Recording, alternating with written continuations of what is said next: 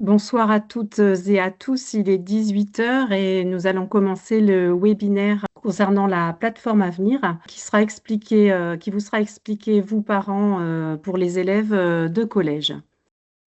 Donc nous allons vous présenter la plateforme Avenir de l'ONICEP à travers le profil de votre enfant.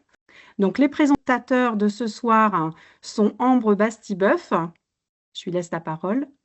Bonjour à toutes et tous. Je vais co-animer avec François.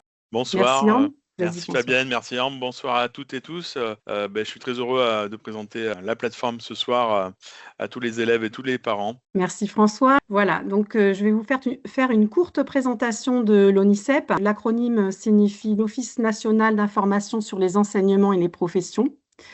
Donc la plateforme Avenir, c'est une plateforme qui est en ligne, qui est gratuite et évolutive et qui est destinée aux collégiens et lycéens de la 5e à la terminale pour les aider à construire progressivement leur projet d'orientation scolaire et professionnel. L'idée, c'est d'aider les élèves à mieux se connaître, à leur faire découvrir les métiers et les formations et les accompagner dans la construction de leurs projets à venir. Voilà, je laisse la parole à mes collègues et je réponds au chat au fur et à mesure.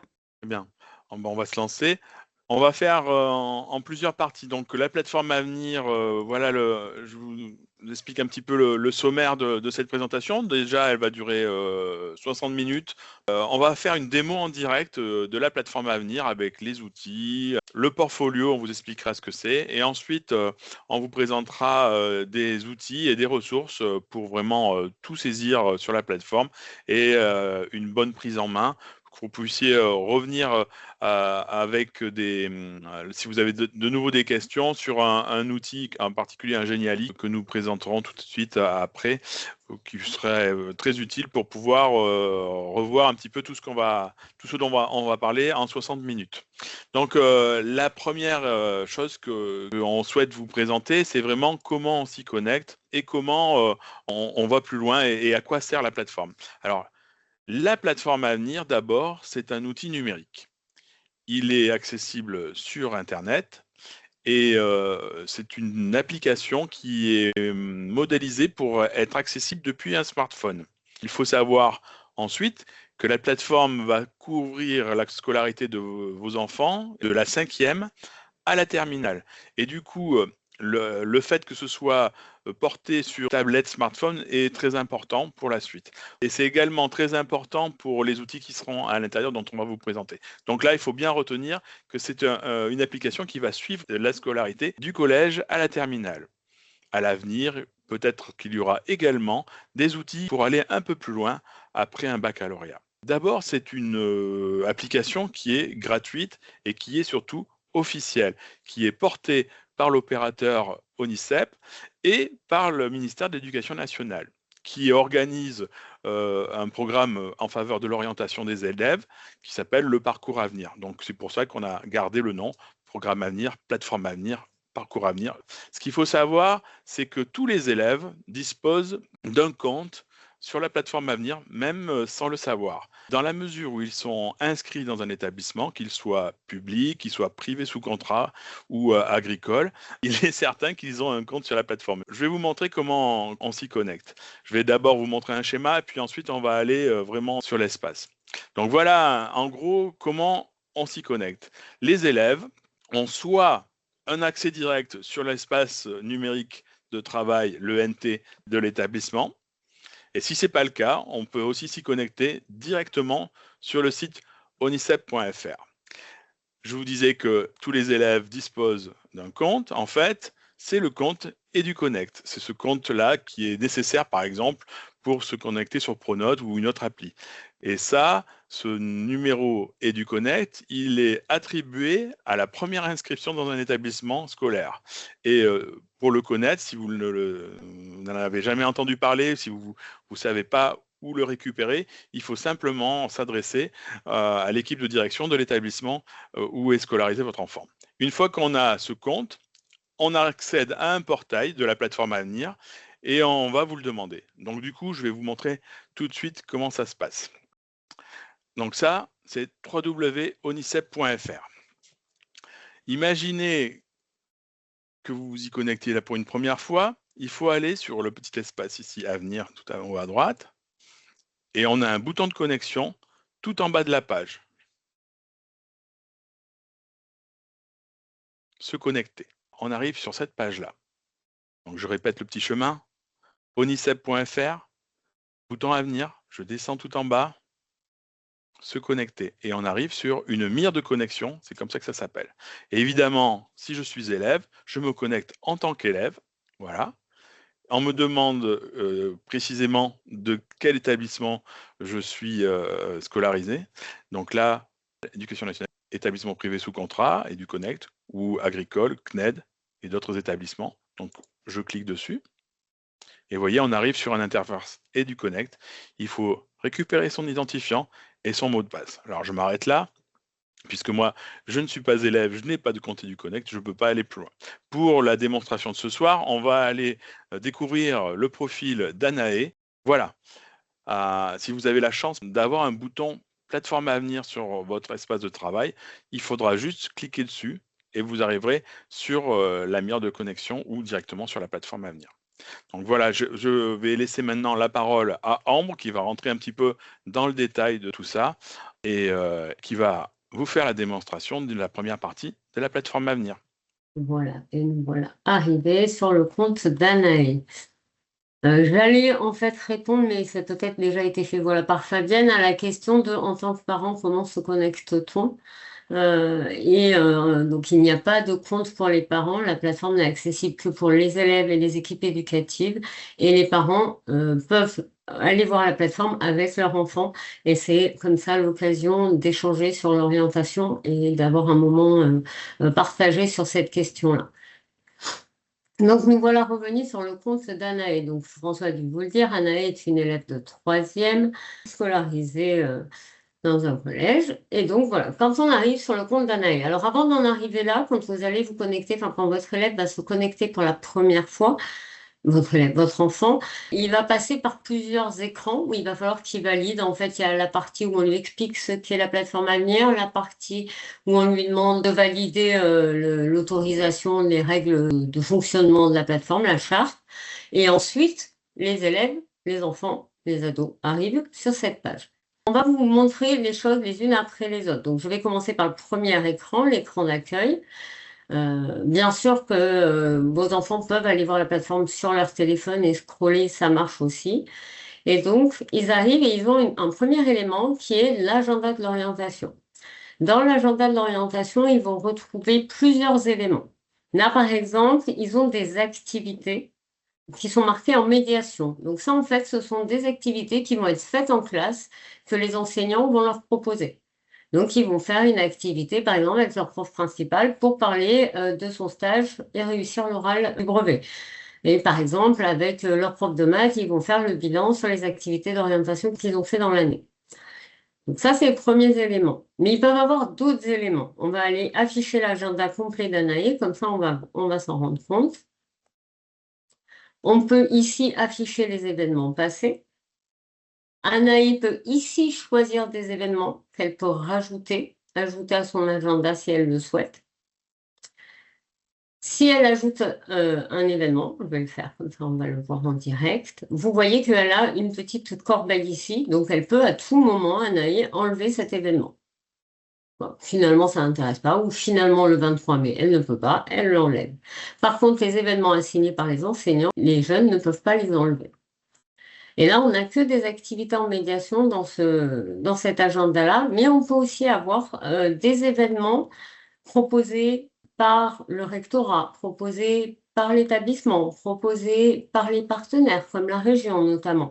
Voilà, donc ils peuvent avoir plusieurs informations. Et ils peuvent aussi avoir dans leur agenda qui s'affiche le rendez-vous avec le ou la psy-UN de l'établissement, le psychologue de l'éducation nationale de l'établissement. Et vous verrez que nous, Anaë, elle a déjà eu rendez-vous. Voilà, vous voyez, là, on a un événement semaine thématique. J'essaye de voir si on a d'autres choses pour que vous puissiez voir. Et donc, tous ces événements, ils vont être poussés par qui? Enfin, ils vont être mis par qui dans l'agenda? Donc, on a dit les activités par les enseignants. Mais en fait, les autres événements, ils peuvent être mis par les enseignants, par l'équipe éducative au sens large, chef d'établissement, CPE, par le rectorat, par les partenaires, voilà, par plein de personnes. Donc, je reviens directement sur l'accueil. Donc voilà la première chose qu'Anaë, elle voit sur sa page d'accueil. Et cet agenda-là, les enseignants y ont accès. La deuxième chose qu'Anaë va voir, c'est les objectifs de l'année. Les objectifs de l'année, ils vont changer d'une année sur l'autre. C'est-à-dire que les objectifs d'Anaï qui est en troisième, ce n'est pas ceux qu'elle a déjà eu l'année dernière, ni ceux qu'elle a eu il y a 2 ans. C'est des objectifs qui sont adaptés au niveau des élèves et qui correspondent au parcours à venir. Là, par exemple, elle a 3 objectifs en troisième. Lister mes goûts et mes points forts, identifier les différentes voies et modalités de formation après la troisième, et faire un stage de découverte inspirant. Donc, je vais aller vous montrer un petit peu à quoi ça ressemble. C'est des activités que les élèves peuvent faire tout seuls. Ils n'ont pas besoin d'un enseignant pour leur expliquer. C'est des petites activités qui vont à mon avis, les plus longues doivent durer un quart d'heure. Certaines peuvent durer 5 minutes. Mais c'est pour leur permettre de construire comme ça leur culture de l'orientation et d'acquérir les compétences à s'orienter nécessaires à les rendre autonomes dans ce travail-là. Donc, lister mes goûts et mes points forts, par exemple, si je prends les 2 premiers, on fait le point sur ses centres d'intérêt. Comment on fait? On identifie ce qu'on aime faire. Donc là, c'est un petit questionnaire. Vous voyez, elle a déjà commencé, Anaïs. Et on construit son arbre d'intérêt. Par exemple, l'arbre des intérêts, c'est peut-être probablement l'activité la plus longue, mais elle est très ludique. En fait, on va poser des questions aux jeunes, aux collégiens, et on va lui demander d'écrire sur des post-it les réponses à ces questions, et ainsi, ça va construire un arbre d'intérêt. Vous voyez, c'est marqué, ça explique étape par étape. Donc, on dessine l'arbre, et ensuite, pour chaque question, on écrit les réponses sur un ou plusieurs post-it. Par exemple, si je devais garder que 3 matières, qu'est-ce que ce serait? Est-ce que je suis membre d'un club ou d'un atelier au collège? Est-ce que je vais au CDI? Voilà, les choses en dehors du collège, et ainsi de suite, l'élève construit son arbre des intérêts. Cet arbre des intérêts va lui permettre de définir peut-être un petit peu ce vers quoi il veut se diriger après la troisième. Et on voit qu'il a travaillé une compétence qui est apprendre à nous connaître. C'est une des compétences à s'orienter, il y en a plusieurs, mais voilà, il a en partie travaillé, bien évidemment qu'il n'a pas acquis la compétence juste avec cette activité, mais il l'a un peu acquis. Et vous avez vu, j'ai cliqué sur « J'ai terminé cette activité », commencer l'activité, et là j'ai mis « Activité terminée ». Je peux la recommencer autant de fois que je veux dans l'année. Et si je remonte, hop, si je reviens en arrière, je reviens ici, on voit que mon activité, elle est terminée. Et une fois que l'élève a fait les activités de son premier objectif, ils peuvent dire s'ils ont atteint leur objectif, oui. S'ils sont encore un peu indécis, j'y travaille, ou s'ils ne l'ont pas atteint. Et en fait, ça va permettre non pas d'attribuer des notes, bien évidemment, mais en fait aux enseignants de voir quels éléments va falloir retravailler avec les élèves. Parce qu'en fait, ils ne voient pas le travail qui est fait là. Par contre, ce qu'ils vont voir, c'est ça. C'est avez-vous atteint les objectifs? Oui, j'y travaille pas vraiment. Et donc, s'ils ont plusieurs élèves qui n'ont pas atteint l'objectif, par exemple, de faire le point sur ces centres d'intérêt, ils vont pouvoir proposer de travailler cette question-là avec les élèves. Donc voilà, donc identifier les différentes voies et modalités de formation après la troisième. Donc, quelles sont les différentes voies possibles? L'apprentissage, rencontrer des élèves et des enseignants pour se poser des questions. Par exemple, on leur explique comment participer à un salon, comment préparer des journées portes ouvertes, des choses comme ça. On va aller sur le troisième objectif. Faire un stage de découverte inspirant. Là, pareil, préparer le stage, apprendre à observer et exploiter mon stage. Je vous rappelle que ces objectifs, ils les auront sur toute l'année de troisième. Donc, en début de troisième, ils vont pouvoir aller un petit peu travailler cet objectif-là. Par exemple, on leur donne des conseils pour rédiger leur CV, leur lettre de motivation. Et ensuite, ils vont pouvoir travailler les autres objectifs, apprendre à observer et ensuite exploiter mon stage de découverte. Ensuite, donc on a vu l'agenda, les objectifs. Ensuite apparaissent ici les centres d'intérêt, et ça c'est François qui va vous en parler après. Et ici des outils. Les outils c'est pareil, les outils ils évoluent en fonction de l'âge des jeunes. Parce que bien sûr qu'ils n'ont pas besoin des mêmes outils s'ils sont en sixième que s'ils sont en terminale. Et là, au collège, on a ces outils-là qui sont partagés, me semble-t-il, sur tout le collège, à part Horizon 21 qui n'est qu'en 3e. Mais sinon, les autres, on les a dès la 5e. Et moi, je vais vous présenter les 2 premiers qui sont pour moi les outils phares pour le collège, rencontre avec des pros et je découvre des métiers. Parce que j'imagine que vous avez un petit peu entendu parler de ça.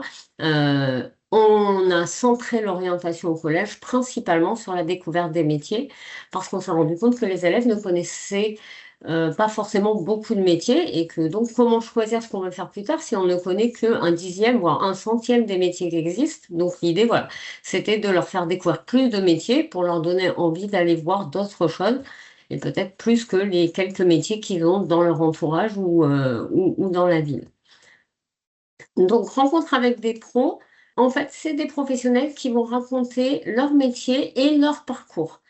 Parce que on avait aussi envie de montrer aux élèves que c'est pas forcément linéaire l'orientation et que même si on choisit un métier, parfois, on ne fait pas comme ça pour y arriver, mais on va zigzaguer et c'est en fait finalement souvent le cas avec les professionnels qu'on interviewe et qu'on rencontre qui nous disent régulièrement: «Oh mais moi j'ai un profil atypique». Mais en fait, ils sont très nombreux à avoir des profils atypiques et je ne sais pas s'il y a vraiment des profils typiques parce qu'en fait, c'est pas vraiment la norme d'avoir choisi un métier, d'avoir suivi le cursus le plus court et le plus simple, d'y être allé et d'y être resté. Beaucoup ont zigzagué, ont voyagé entre les formations, entre les métiers, avant d'en être là où ils en sont.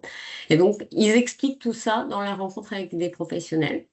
Et donc, ces rencontres avec des professionnels, c'est des visioconférences, un peu comme on fait ce soir, avec des professionnels qui témoignent. Et les élèves vont pouvoir être inscrits par leurs enseignants et vont pouvoir poser des questions à ces professionnels.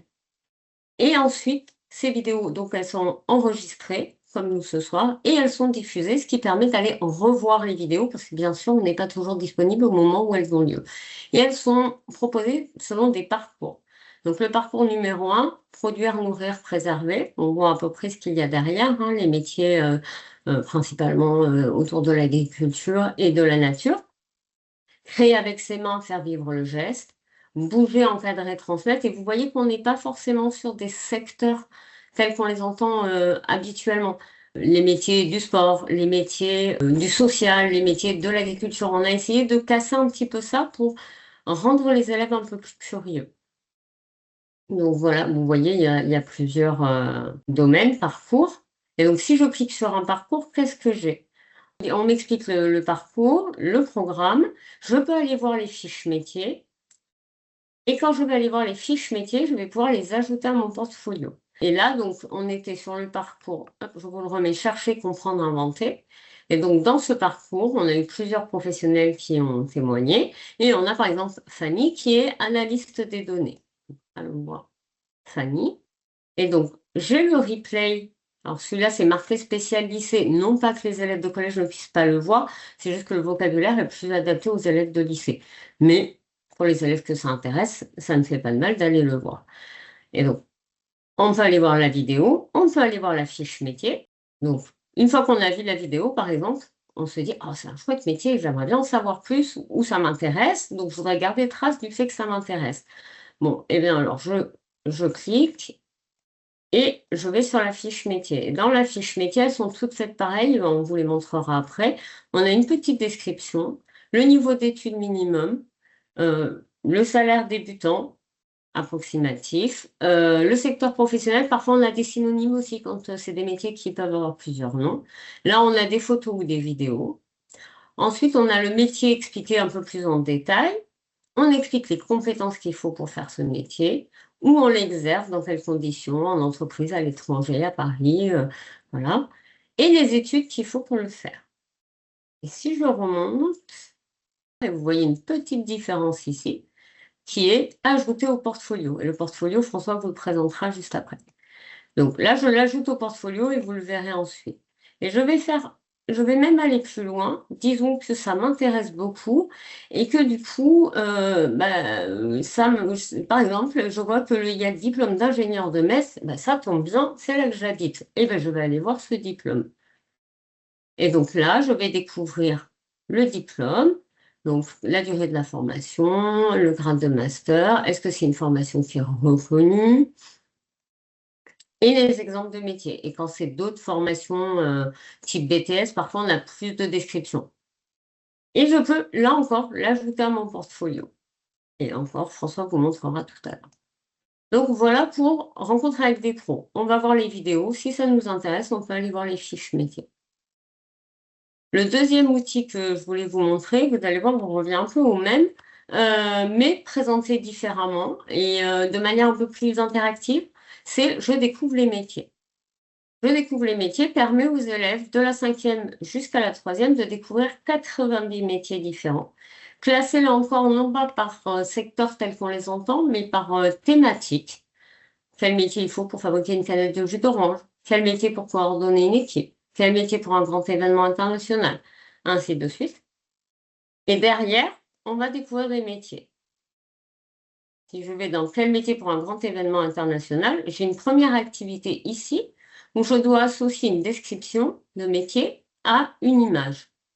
Vous allez me dire que là, comme ça paraît un petit peu compliqué quand même. Surtout qu'on ne sait pas ce que sont les métiers. Alors déjà, pour savoir ce que sont les métiers, on va cliquer sur le petit i, c'est marqué. Mais si je prends celui-là, journaliste, bon, c'est un peu facile de savoir ce que c'est, architecte aussi, mais bon, peut-être que les descriptions ne vont pas aller de soi pour les élèves. Dans ce cas-là, ils peuvent aller découvrir les métiers ici. Et là, s'ils découvrent les métiers, donc architecte, chef de chantier, vous voyez que là, on n'est pas sur un secteur en particulier, on est sur plusieurs secteurs, ceux qui permettent d'organiser un grand événement international. Et si je prends, j'en sais rien, journaliste, par exemple, là, je ne vais pas avoir la fiche métier dessus, je vais d'abord avoir une petite activité qui ne va pas être la même d'un métier à l'autre, ça change. On va avoir une vidéo dans celle-ci, et ensuite, je vais devoir classer les textes, les mettre dans dans le bon, soit dans les dossiers, soit à la poubelle.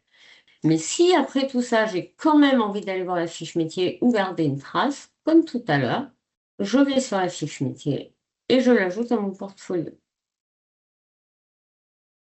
Et vous avez vu également ici, j'ai un élément qui me dit j'ai fini, je peux dire que je l'ai fini. Et vous verrez, ça garde aussi une trace, et cette trace, les enseignants peuvent l'avoir pour apporter des informations supplémentaires. François, je te redonne la parole, si tu peux. Merci Ambre. Donc, revenons sur la page d'accueil d'Anaé. Anaé, donc, sur son espace, elle s'y est connectée avec son compte EduConnect. Vous avez vu les outils, l'agenda, les objectifs de l'année où on lui propose de travailler en autonomie. Et là, évidemment, vous pouvez tout à fait accompagner votre enfant dans le déploiement et la découverte de ces mini-activités. Maintenant, la deuxième partie ici, ça s'appelle mes centres d'intérêt. Et c'est une partie qui est vraiment centrale et je vais vous montrer un petit peu comment ça fonctionne. Deux accès. Il y a un petit bouton ici, accéder à la page de ce qui m'intéresse, ou le second onglet qu'on voit ici, ce qui m'intéresse. Cliquons dessus. En fait, cette partie-là, c'est là où Anaé va enregistrer des éléments qui correspondent à ses envies, ses préférences, à ce qu'elle est. Et ça peut être important pour que la plateforme, en fait, aille chercher les informations qui correspondent réellement à son profil. Si je reviens sur la page d'accueil, je vais pas faire un passage très court sur la dernière partie qui est tout en bas. Vous vous rendez compte qu'en bas, il y a un bandeau explorer de nouveaux contenus.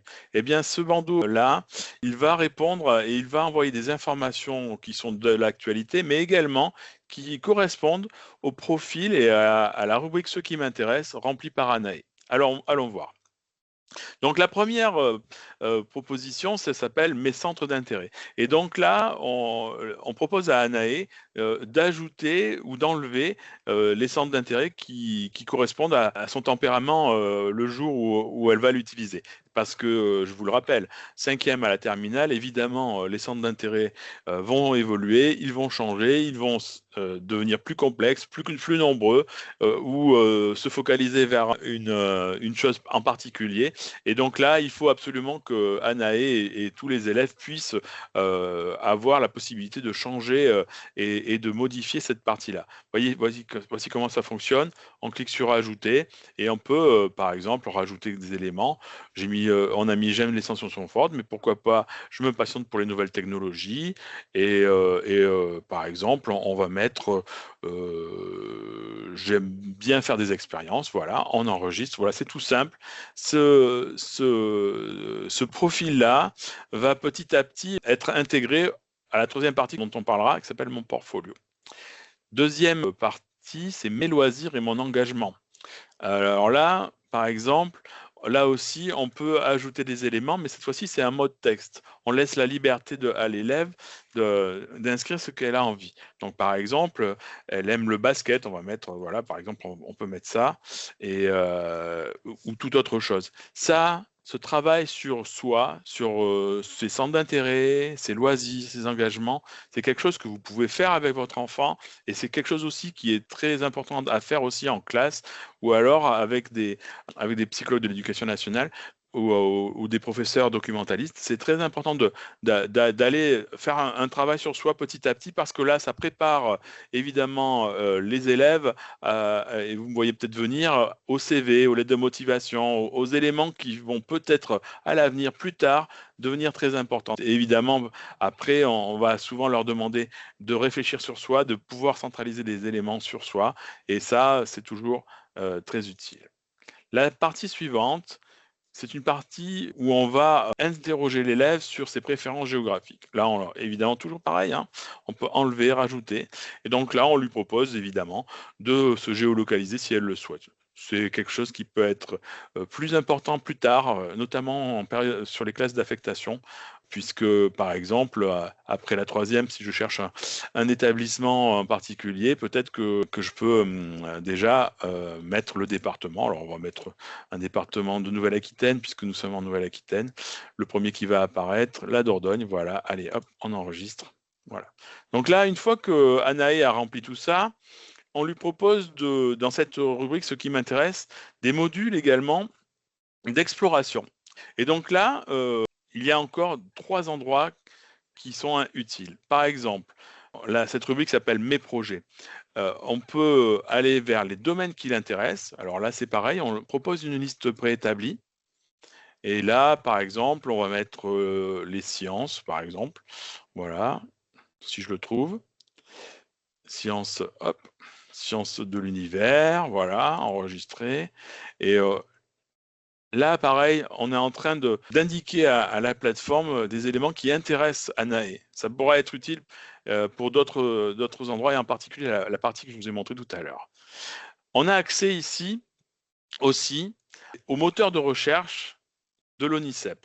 Alors peut-être que vous le connaissez déjà, celui qui est sur le site internet www.onicep.fr, mais là, on a des accès privilégiés sur des fiches métiers, ici des fiches diplômes, ici des fiches établissements spécifiques à la plateforme.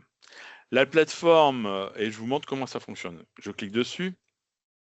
Voilà, on arrive à une interface simplifiée. Première remarque, aucune publicité. Je l'ai dit tout à l'heure, c'est une plateforme gratuite. Et donc évidemment, on se retrouve avec un environnement beaucoup plus simplifié. Et donc, vous voyez, il y a une barre de recherche où on peut taper le métier directement. Et on peut également, ici, filtrer et sélectionner des métiers. J'étais sur les sciences, cliquons sur sciences. On va mettre sciences de l'univers, par exemple. Et voilà, on va avoir ici, en dessous, les propositions de métiers qui correspondent à ce filtre. J'aurais pu faire un filtre par domaine de formation, par centre d'intérêt, par niveau d'études, ou par exemple, statut de l'exercice. Si je parle du futur, là, c'est quelque chose que pour les collégiens, c'est un peu compliqué. Mais on peut très bien travailler sur les niveaux domaine de formation et centre d'intérêt.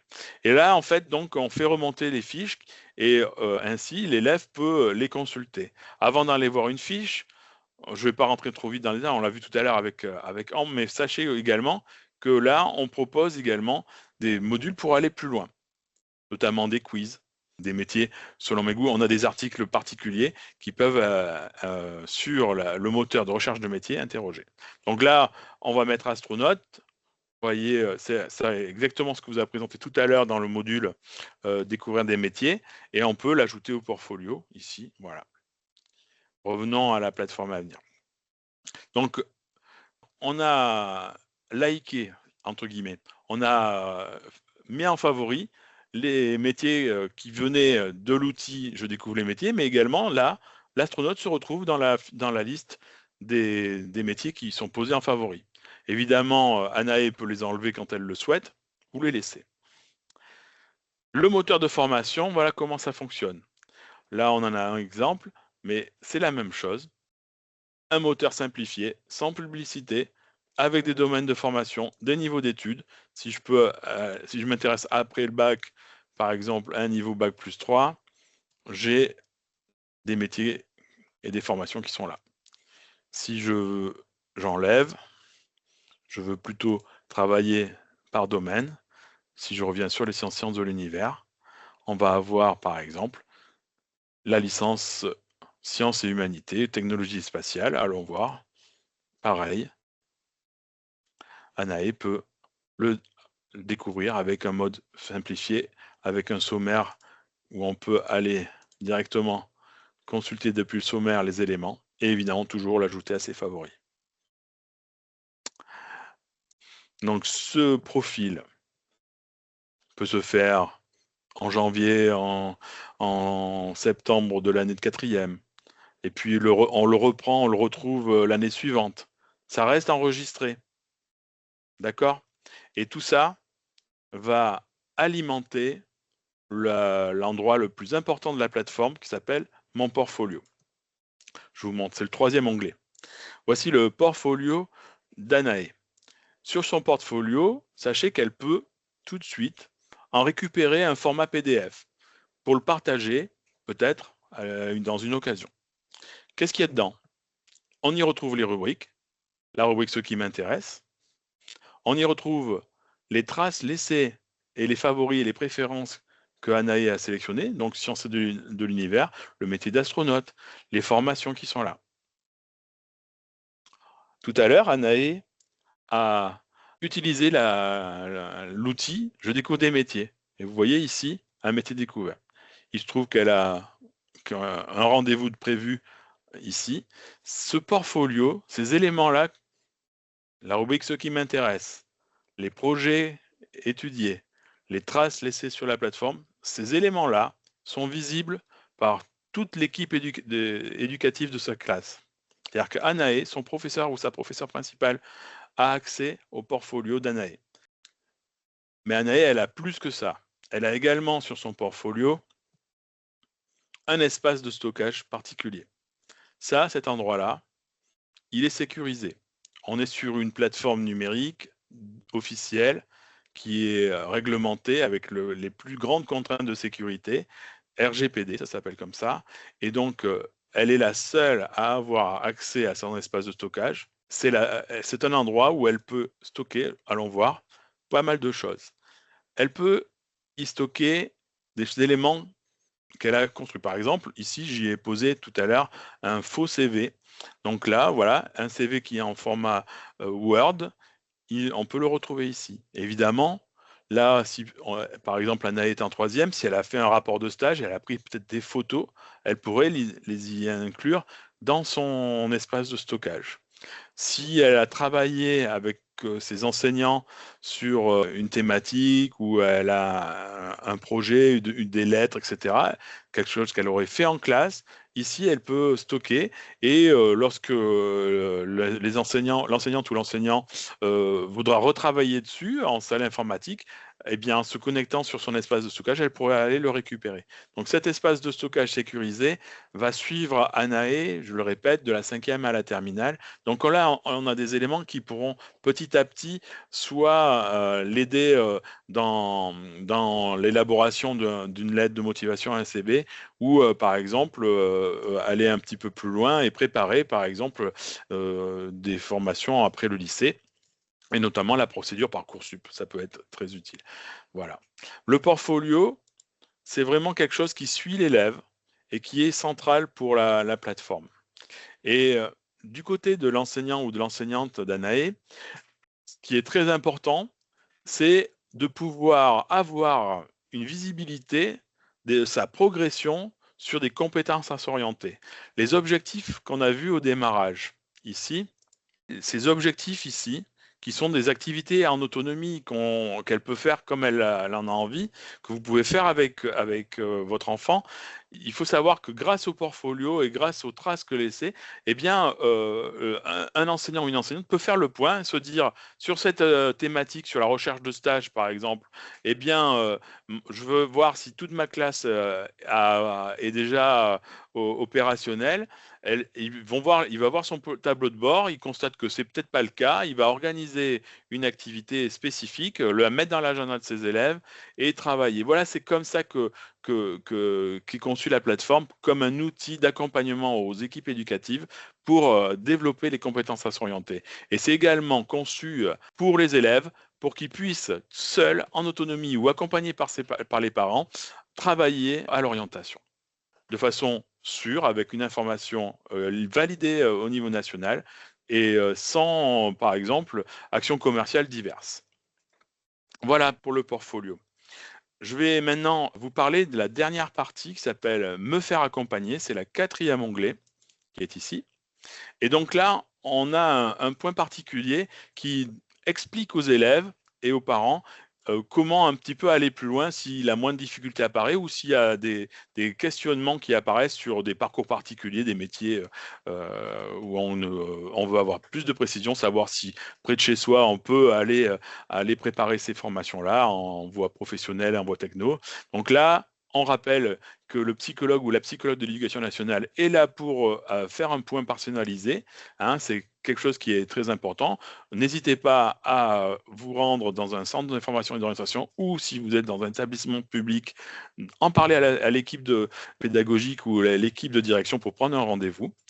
Et autre service que propose la plateforme et l'ONICEP, ça s'appelle un service Mon Orientation en ligne. C'est un service direct aux usagers où, en fait, vous avez la possibilité d'entrer en contact direct avec des conseillers et des conseillères qui sont là régulièrement pour vous répondre. Alors, les horaires, c'est toute la semaine de 10h à 19h, sauf le vendredi de 10h à 17h. Je vous montre comment ça marche. Il suffit de cliquer dessus, hein, voilà. Vous arrivez sur la page. Et donc l'accueil personnalisé, donc ce sont de vraies personnes, il n'y a pas de chatbot, il n'y a pas de robot là derrière, ce sont des équipes et des collègues qui sont des professionnels de l'orientation et qui pourront répondre à quasiment toutes les questions d'orientation que vous pouvez avoir. Et s'ils n'ont pas la réponse à votre question, ils vous aideront à trouver la bonne personne pour y répondre. Donc le numéro de téléphone, c'est le 01 77 77 12 25, c'est gratuit, c'est donc de 10h à 19h du lundi au jeudi et de 10h à 17h le vendredi. Ce n'est pas seulement un téléphone, c'est également un service de réponse par courriel. Vous pouvez envoyer et poser votre question par mail. Alors là, c'est lorsque vous voulez, même à 2h du matin le dimanche, il n'y a pas de souci. Et enfin, très utile pour les élèves en particulier, c'est le chat. Le chat qui permet d'avoir quelqu'un en direct, toujours aux mêmes horaires. Et donc, vous cliquez sur chatter. Évidemment, je ne vais pas le faire parce que sinon, je vais le faire en direct avec une vraie personne. Et puis, on a guère le temps. Donc là, vous pouvez sélectionner et utiliser le chat toujours aux mêmes horaires. Donc là, c'est quelque chose où vous, parents, vous pouvez tout à fait interroger ce service-là, Mon Orientation en ligne, pour pouvoir avoir des informations directement et encore une fois, des informations validées par l'ONICEP, donc sûres et actualisées. Voilà pour cette interface. Je crois que j'ai encore une présentation à vous faire. Puisque je parle des parents et de mon orientation en ligne, je vais vous présenter maintenant, on va sortir de la plateforme, mais je vais vous montrer un travail élaboré par nos collègues de la direction territoriale d'ONICEP du Grand Est. Donc voilà, qu'est-ce que c'est? C'est quelque chose qui va reprendre tous les éléments qu'on vient de vous présenter et donc vous pourrez avoir le lien tout de suite. Je vais vous montrer le QR code, mais voilà, ça s'appelle le Geniali. C'est une interface interactif et vous voyez, en cliquant comme ça, vous pouvez découvrir l'agenda, aller un peu plus loin avec des éléments. Voilà, ce Geniali, c'est un outil très simple d'utilisation et par exemple, sur les outils du collège, vous pourrez voir des descriptifs Et donc, étape par étape, toute la présentation qu'on vient de vous faire, vous l'avez là et vous pouvez prendre le temps de le découvrir et de voir comment ça fonctionne avec le portfolio. Alors, on ajoute, là, on parle aussi, on a rajouté les outils pour les lycéens. Et voilà, vous avez toutes les étapes. Et donc, je vais ouvrir mon PowerPoint pour que vous puissiez le voir. Et je vais essayer de vous le mettre dans la conversation. Donc voilà, je reviens sur le Geniali. Donc là, c'est vraiment quelque chose qu'on voulait vous mettre à disposition puisque ça vous permettra de découvrir et de revoir cette plateforme de façon plus ludique avec cette interface. Voilà. Je vais te laisser la parole, Ambre, pour les ressources pour les parents. Oui, merci. Alors avant, je vais remontrer comment on se connecte parce qu'effectivement, on l'a fait au tout début et peut-être certains et certaines d'entre vous sont arrivés après. On a eu des questions, donc je vais remontrer cette partie-là. Vous montrer aussi où est-ce qu'on a les réponses aux questions. Donc, on va sur le site ONICEP pour se connecter. On va dans l'onglet à venir qui est bienvoyant. On descend tout en bas. Et on a ici, enfin pas tout en bas, mais vers le milieu de la page, ici, se connecter. Et là, ensuite, c'est se connecter en tant qu'élève. Donc, je rappelle aussi, on l'a dit au début, mais les parents n'ont pas d'accès à la plateforme Avenir. C'est les élèves qui en ont et les parents vont avec leurs enfants voir cette plateforme. Et donc, suivant où est scolarisé l'enfant, on clique soit sur l'éducation nationale, soit l'établissement public ou privé agricole, soit le CNED, soit autre. Voilà, mais c'est un peu spécifique. Et si on clique pour la majorité des élèves qui sont donc scolarisés dans un collège d'éducation nationale classique, ils arrivent ici, c'est EduConnect, et ils se connectent avec les comptes. S'ils n'ont pas leur compte, ils les demandent dans l'établissement. Il faut une demande ou vous faites une demande dans votre établissement. Normalement, ils doivent vous les fournir assez rapidement. Et juste pour vous montrer si vous, parents ou vous, enfants, vous avez des soucis et des questions sur la plateforme Avenir, des choses que vous n'arrivez pas à faire fonctionner, ici, on a un petit point d'exclamation qui vous permet d'accéder à une fac et qui vous donne des informations et vous dire quoi faire. Voilà. Mais effectivement, si vous n'arrivez pas à cette étape, soit vous demandez à votre aide dans l'établissement où vous êtes scolarisé et les enseignants pourront peut-être vous aider. Sinon, vous pouvez poser la question à mon orientation en ligne ou m'envoyer un mail que vous trouverez sur le site de l'ONICEP. Je reviens d'ailleurs sur le site de l'ONICEP pour vous montrer d'autres ressources. Donc, je suis toujours dans cet onglet jaune là, à venir. Vous voyez que par contre là, moi j'ai de la pub. Si on n'a pas sur la plateforme à venir là, j'en ai plein. Et vous voyez qu'ici, il y a des ressources spécifiques pour les équipes éducatives, mais aussi pour les parents, sur comment on accompagne son enfant dans l'orientation, dans le cheminement de l'orientation, parce que c'est un cheminement. Donc, vous avez une petite vidéo qui vous explique que s'orienter, ça s'apprend, et du coup, comment a été construite la plateforme par rapport à ce constat. Vous avez ici un guide qui vous donne des conseils pratiques pour accompagner votre enfant dans l'orientation. Et si vous cliquez ici, vous pouvez donc, bon, il y a un descriptif bien sûr, un peu de contenu synthétisé, mais vous avez le guide ici et en dessous, vous avez un webinaire qui dit plus ou moins ce qui est dit dans le guide. Donc, vous pouvez choisir soit de télécharger le guide en version papier, soit d'aller voir le webinaire si vous préférez la version vidéo. Vous avez en dessous ici un autre webinaire qui ressemble un petit peu à ce qu'on vous a présenté aujourd'hui, mais qui est plus large, puisque ça concerne tous les élèves de collège et de lycée, mais qui néanmoins peut s'avérer utile.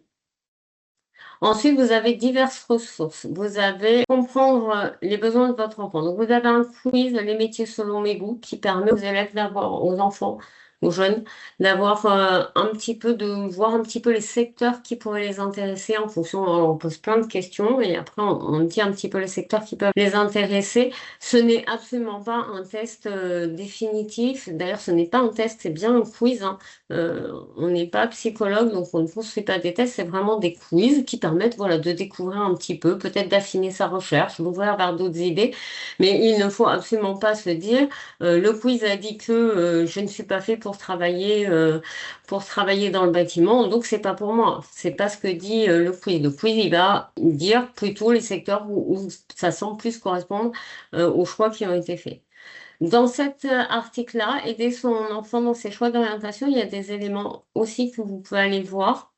Donc, sur le collège, les prépas métiers, l'apprentissage, les journées portes ouvertes. Bon, après, on parle du lycée. Donc, je vous laisserai découvrir si vous êtes également parent de lycéens et de lycéennes. Pareillement pour le chat Parcoursup. Et ensuite, l'orientation au collège ou au lycée. Là, on a 2 articles très intéressants. L'orientation au collège qui explique bien les étapes de l'orientation, qu'est-ce qui se passe au collège, quels choix on doit faire. Et un article sur le service en ligne pour l'orientation et l'affectation, parce que les parents de 3e savent là, au 19 mai, normalement, qu'ils doivent faire des vœux sur un service en ligne qui permet de choisir là où iront les enfants l'année prochaine. Voilà. Vous avez un rappel sur mon orientation en ligne et là encore d'autres informations sur à quel moment parler d'orientation, notamment pour choisir la voie professionnelle, pour aider son enfant à découvrir les métiers et pour aider son enfant à choisir les enseignements de spécialité quand il va en lycée général ou technologique. C'est-à-dire que si votre enfant est en 3e et que l'année prochaine il va en seconde générale et technologique, il faudra qu'il choisisse des enseignements de spécialité pour continuer en première générale où il devra choisir une voie technologique. Tout ça, c'est résumé dans le PowerPoint. Le PowerPoint, vous pourrez le télécharger sur notre page, on va vous remettre le lien. Mais voilà, vous allez pouvoir télécharger le PowerPoint où il y a tous les liens de tout ce qu'on vous a présenté, où on vous a remis des captures d'écran. Vous aurez également le replay et vous retrouverez toutes ces informations-là. En tout cas, on vous remercie d'être très nombreux. On vous souhaite à tous et tous une bonne soirée et encore merci pour votre présence. Merci Merci pour à votre vous. présence.